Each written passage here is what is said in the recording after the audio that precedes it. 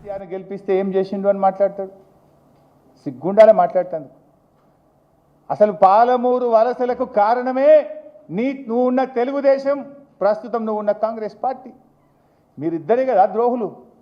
బొంబాయి బస్సులకు ఆద్యులు మీరు, పాలమూరు వలసలకు బాధ్యులు మీరు.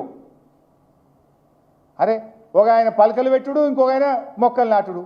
చంద్రబాబు నాయుడు పలకలేస్తే రాజశేఖర రెడ్డి మొక్కలు నాటిండు, రాజశేఖర రెడ్డి పలకలేస్తే చంద్రబాబు మొక్కలు నాటిండు. ఏది ఒక్క ప్రాజెక్టు పూర్తి చేసిండ్రు? చంద్రబాబు నాయుడు ఉండగా కల్వకుర్తి ఎత్తిపోతల పథకానికి 5 కోట్లు పెట్టుండే బడ్జెట్లో, ఏడాదికి 5 కోట్లు. 5 రూపాయలు చెప్పు, 1 ఇయర్ అయిపోయే వరకు 5 పైసా కూడా విడుదల కాకపోవు. ఈ రేవంత్ రెడ్డి గురువు ఉన్నాడు కదా, రేవంత్ రెడ్డి గురువు చంద్రబాబు నాయుడు 5 కోట్లు పెట్టి 5 పైసలు కూడా చెప్పవు కల్వకుర్తి ఎత్తిపోతల పథకానికి. ఇక ఈయన ఇప్పుడున్న కాంగ్రెస్ పార్టీ జలయజ్ఞంలో ఆంధ్ర ప్రాజెక్టులేమో పరుగులెత్తినాయి, తెలంగాణ ప్రాజెక్టులేమో పండబెట్టిండు ఆనాడు రాజశేఖర రెడ్డి. రాజశేఖర రెడ్డి పండబెడితే ఆ పాలమూరు జిల్లాకేలున్న ఈ రేవంత్ రెడ్డి మాట్లాడాడు, పాలమూరు జిల్లాకేలున్న జూపల్లి మాట్లాడాడు, కాంగ్రెస్ నాయకులు మాట్లాడు. ఎవరు ఆ ప్రాజెక్టులను పూర్తి చేసింది?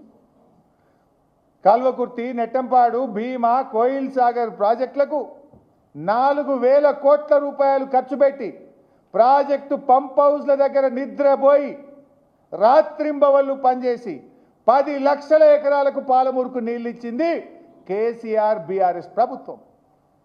దీని మీద ఛాలెంజ్ చేస్తున్నా, ఎవరు వస్తారో రమ్మని. 10 లక్షల ఎకరాలకు పాలమూరులో నీళ్లు బారిచ్చింది బీఆర్ఎస్ కాదా?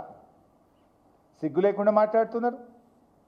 వలసలు వాపస్ తెచ్చింది బీఆర్ఎస్, బొంబాయి బస్సులు ఎక్కకుండా చేసింది బీఆర్ఎస్, పాలమూరు పచ్చబడేలా చేసింది బీఆర్ఎస్.